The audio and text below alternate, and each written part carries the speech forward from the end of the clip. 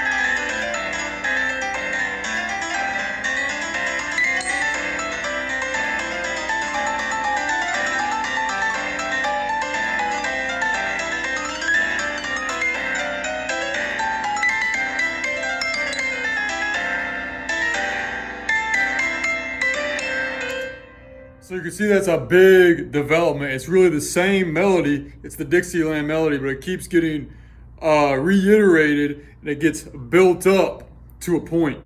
And you can see by that MIDI grid, you can see the voices are doing a lot of different things. The voices are changing roles often. And let's dive right into a section right now. Let's go 3 or 4 bars right here.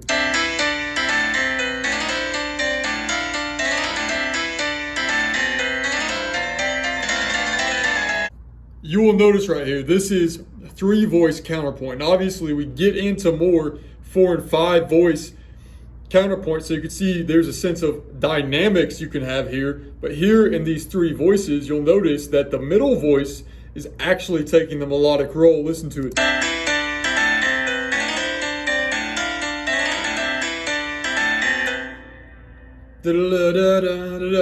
See, it's taking the melodic role, whereas the highest voice is doing the dun, dun, dun, dun, dun, dun, dun, dun. See, the highest voice is actually supporting. It's not necessarily the melody. The middle voice is the melody, and then we have the bass line doing some kind of, it's thinking of arpeggiating in a way, but it's also emphasizing the melody of Dixieland. Do do do do. You see that right there? Do do do do. That's in the melody. The original melody, that is. This is obviously taking it to a new place. Let's take a look right here.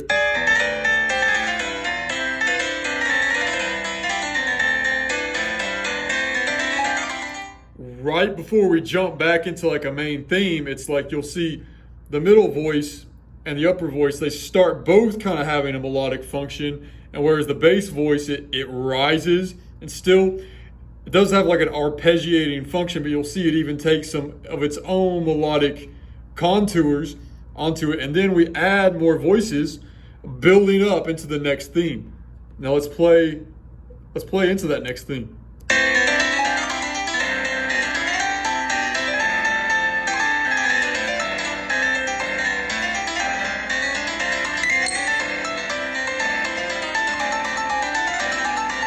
So I wish I was in Dixie, hooray, hooray. You gotta hear that in there.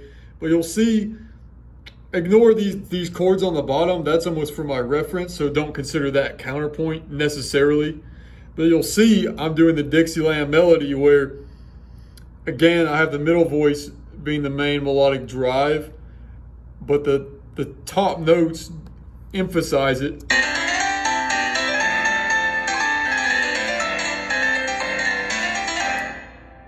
You'll notice, I believe these are octaves. Yeah, see these big little melodic chunks? Those are octaves. That's a very helpful thing to do.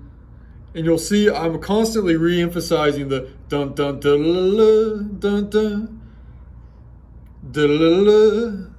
You'll see I keep re-emphasizing this. It keeps coming back, and that's a crucial thing that gives it momentum and also makes it cohere.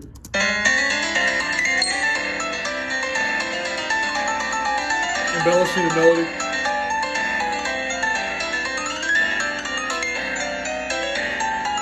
Chromatic.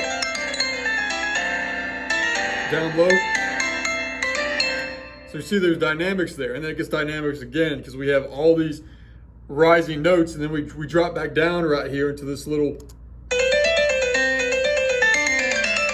dynamics again. Building.